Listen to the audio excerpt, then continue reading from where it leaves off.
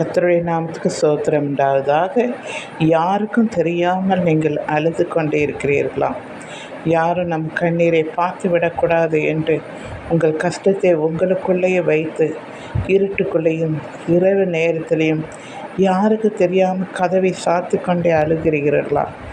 யார் உங்கள் கண்ணீரை கண்டார்களோ இல்லையோ, என் நேசர் உங்கள் கண்ணீரை கண்டார்.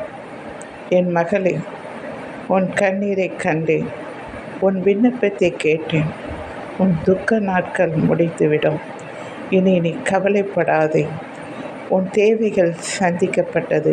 நீ வேண்டுவதற்கு முன்பே உன்னுடைய தேவைகளை நான் அறிந்திருக்கிறேன். என் மகளை, கலங்காதே, திகையாதே. நான் உன் தேவன். எல்லாவற்றையும் நான் பார்த்து கொள்ளுகிறேன்.